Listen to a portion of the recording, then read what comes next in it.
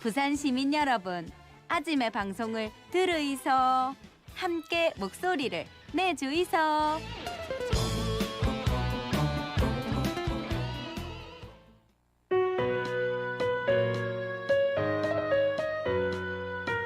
자, 한 주를 마무리하는 금요일 아침 부산의 문화예술의 다양한 소식 이슈 전해드리겠습니다. 플랜비의 문화데이트, 플랜비 문화협동조합 이어주 예술기획실장 함께합니다. 어서 오십시오. 안녕하세요. 예, 오늘 4월의 마지막 날, 이번 주 영화 미나리 정말 대단했습니다. 오스카 여우조연상, 윤여정 배우가 수상을 했어요.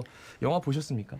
네, 저도 이번 주에 영화를 봤는데요. 이번 주 보셨어요? 예. 상 받았다고 영화 보고. 저는 아직 못 봤습니다. 네. 영화 소개는 이제 많이 보셨을 테지만요. 이제 짧게 소개드리자면요. 재미교포 이세인 정의삭 감독의 미나리는 1980년대 아메리카 드림을 위해 미국 아칸소 시골 마을로 이사해 농장을 꾸리는 가족의 이야기인데요. 주인공 부부의 꼬마 아들 데이빗의 시선으로 아메리칸 드림을 꿈꾸는 한국인 이민자 가정의 모습을 매우 사실적이면서 따뜻하게 담아낸 작품인데요. 영화는 감독의 자전적인 경험을 담고 있습니다. 실제 어린 시절 할머니가 한국에서 미나리 씨앗을 가져와서 심었었는데 할머니를 생각하면 항상 떠오르는 게 미나리였다고 합니다. 그래서 이 할머니 역을 윤여정 배우가 열연을 해서 오스카 여우조연상을 받았는데요.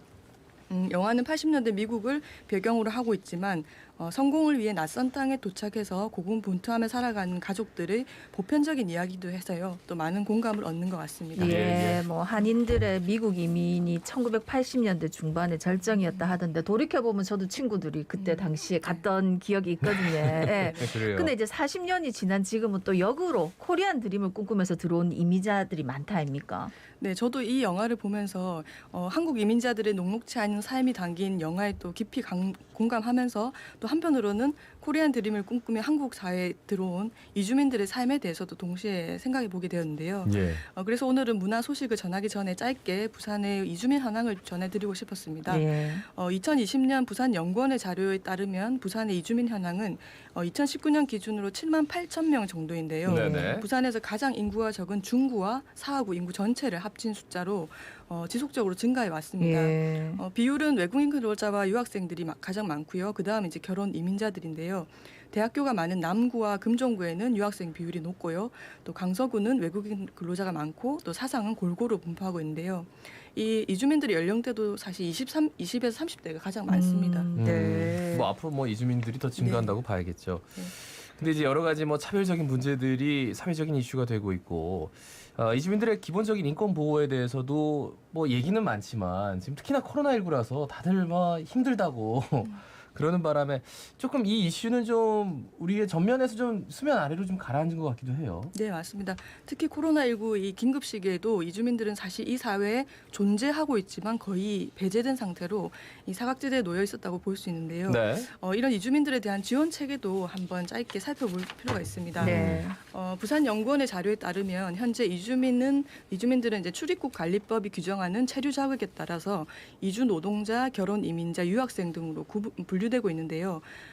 중앙정부와 부산시 이주민 지원 정책은 이들의 체류 자격에 따라 적극적으로 포섭할 대상과 배제할 대상을 구분하여서 지원하고 있다고 합니다. 네. 결혼 이민자들은 한국인의 배우자이고 어머니고 며느리로 적극적으로 적극적으로 통합해야 할 대상으로 봐서 네. 전국에 216개의 다문화 가족 지원 센터가 운영되고 있는 데 비해서요. 네. 또 고용노동부에서 지원하는 외국인 노동자 지원센터는 전국에 9곳만 운영되고 있고요.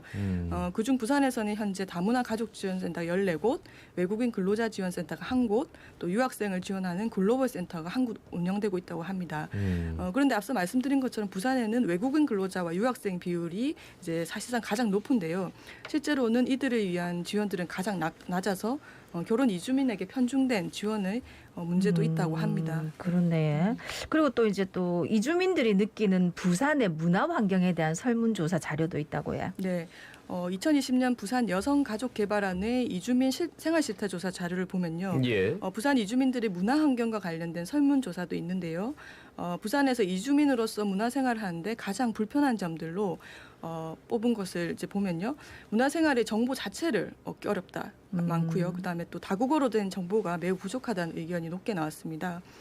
그래서 생각해 보면 우리 사회가 이제 다양한 문화가 건강하게 공존하는 사회로 가기 위해서는 우선 가장 기본적으로 인권 문제에 대한 개선도 필요하고요. 또 현실에 맞는 지원 체계와 다문화 지원 서비스에 대한 확대도 필요해 보이고요. 예, 예. 또 중요한 것이 이제 선주민, 이주민이 구분 없이 일상적으로 어울리고 또 다양한 정보들을 교류할 수 있는 좋은 환경이 갖춘 문화 공간과 프로그램들도 필요하다는 생각이 들었습니다. 영화 미나리의 그 여우조연상 소식 그 쾌거를 들으면서 한국 영화의 쾌거다 이렇게 참 많은 얘기들이 있었습니다만 우리의 지금 나라에 이제 새롭게 코리안 드림을 꿈꾸는 이주민에 대한 생각까지는 못했는데 말씀 잘 들었고요. 5월에 볼 수 있는 전시 소식 둘러볼까요? 네, 다시 문화 소식으로 돌아가서요. 예. 첫 번째 소식은 수영만 요트 경기장 인근에 있는 고은사진미술관 전시 소식인데요. 이 공간은 조용한 곳에 숨어 있지만 국내 유명 사진가들의 좋은 전시를 무료로 볼 수 있어서 많은 분들이 즐겨 찾는 곳이기도 합니다. 현재는 독일 사진작가 아르노 피셔의 사진전이 지난 2월부터 해서 6월 2일까지 진행되고 있는데요. 아르노 피셔는 1927년 베를린에서 태어나서 5, 60년대 전후 독일의 복잡한 시대상을 포착한 독일 사진의 거장인데요. 이 아르노 피셔의 흑백 사진은 오늘날에도 하나의 중요한 사진 양식으로도 통용되고 있다고 합니다. 네. 뭐 흑백 사진하면 잘 모르더라도 최민식이라는 작가는 많이 알려져 있어가지고 또 흑백 사진 나름대로 또 매력이 크다 아닙니까? 기대가 되는데 전시 내용은 어떻습니까? 네, 이번 전시는 아르노 피셔의 80여 점의 작품을 활동 시기별로 7개의 섹션으로 나눠서 소개하고 있는데요. 예. 전후 시기 베를린의 혼란스러운 시대상을 상징적으로 포착한 초기 작품도 있고요. 또 7, 80년대 인도, 헝가리, 아프리카, 뉴욕 등을 여행하면서 찍은 수많은 여행 사진들과 매혹적인 인물들의 사진들도 있습니다. 그리고 전시 마지막 섹션은 작가의 작업실 정원의 소소한 풍경들을 30년 동안 드문드문 찍은 이 폴라로이드 시리즈도 있는데요. 즉석 카메라 특유의 어떤 찰나의 포착과 아름다운 색감들이 어우러져서 흑백 사진과는 또 다른 매력을 선사하고 있습니다. 예. 네. 그 고은사진 미술관 이 전시는 모바일 앱을 다운받으면은 작품의 설명도 들을 수가 있다고요? 네, 현재 고은사진미술관에서는 전시에 대해서 자세히 설명해주는 도슨트 서비스를 모바일 앱을 통해 제공하고 있는데요. 예. 전시를 관람하시기 전에 핸드폰에 고은사진미술관 전용 앱을 깔고 접속하시면요, 전시에 대한 소개를 글로 또는 말로 이제 보고 들을 수 있습니다.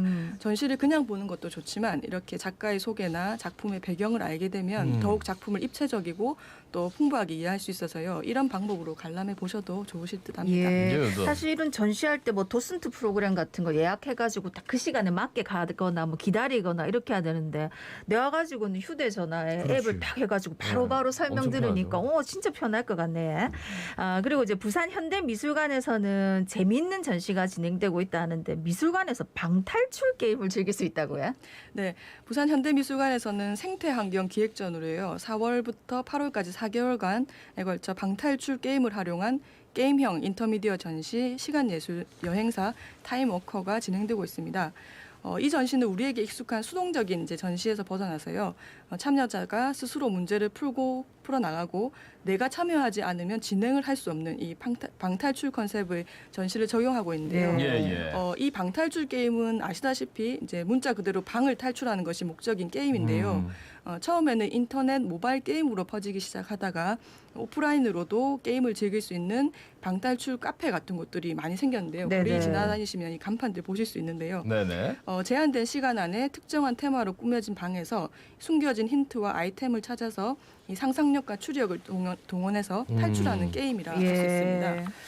부산 현대미술관의 이 생태환경 기획전에서 이런 게임형 전시를 기획하게 된 것은 현재 전 지구적 차원의 자연환경 위기 이슈들을 어떻게 하면 관객들이 자신의 문제로 좀 특별하게 받아들이게 할 수 있을까 하는 고민에서 시작되었다고 하고요. 네. 관객들이 수동적으로 전시를 보는 것이 아니라 답을 찾기 위해 적극적으로 해결해 나가는 경험을 통해서요. 이 환경 문제에 대해 각자의 윤리의식과 책임을 느끼게 하는 것이 전시 최종 목표라고 합니다. 예. 네. 우리 실장님 해보셨어요 이거? 아직 못했습니다. 아니 난 탈출 못할까 봐. 원래 이런 거에 막연한 두려움이 있어요 사람들이. 근데 저는 이런 거 굉장히 안 좋아하거든요. 근데 별로 어렵진 않겠죠. 네네네. 설마 탈출을 못하게 해놓진 않았겠지. 탈출 못하기 전에 미리 환경 문제에 대해서 좀 공부 좀 해가지고 되지 아니 않을까 공부한다는 게 싶네. 안 되더라고요. 예. 그래요. 그러면 그리고 전시 내용도 좀 흥미로워요. 어떻게 구성이 되어 있습니까? 네, 이 전시 이제 전체 서사는 SF 소설가인 심너울 작가가 집필을 하였고요. 예술가들과 건축가는 이 시나리오를 기반으로 해서 관객들이 누비고 다녀야 할 이 시간의 공간들을 각자의 작품 세계와 연결해서 공간적으로 이제 구현해 놨는데요. 이 방탈주 전시 무대가 되는 곳은 의숙도입니다. 의숙도는 현재는 이제 철새 도래지로 보호되고 있지만 과거에는 쓰레기 매립장 등으로 활용돼서 아픈 시기를 겪기도 한 곳인데요. 시간 여행사 타임워커전은 부산 현대미술관이 위치한 곳이자 환경적으로 험난한 사건을 경험한 의숙도를 배경으로 미래의 가상 여행사 이 타임워커가 개발한 타임머신이 잘못된 시공간에 부시착한 사건을 발단으로 이 승객들이자 또 관람객들이 각종 과제를 수행하면서 의숙도의 역사를 흥미롭게 알아갈 수 있도록 설계되어 있다고 합니다. 네. 전시는 대중들에게 익숙한 놀이 문화와 이 환경 문제를 결합해서요. 효과적으로 사회적 문제를 접근하려는 새로운 시도라고 하고요.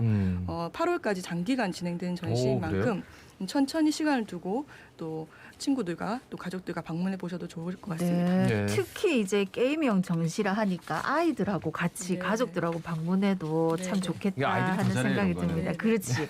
이렇게 저렇게 해가지고. 그럼 간대? 이러면서 묻어가는 거지. 아, 그러니까 이제 요새는 뭐 융복합 뭐 해가지고 뭐 예. 다 복합해가지고 하더니 이건 이제 미술가들과 건축가에다가 SF 소설가까지 네. 정말 좀 흥미진진한 전시가 아닌가 하는 생각을 해봤습니다. 그리고 또 홈티 아트센터에서도 릴레이 전시가 열리고 있다고요?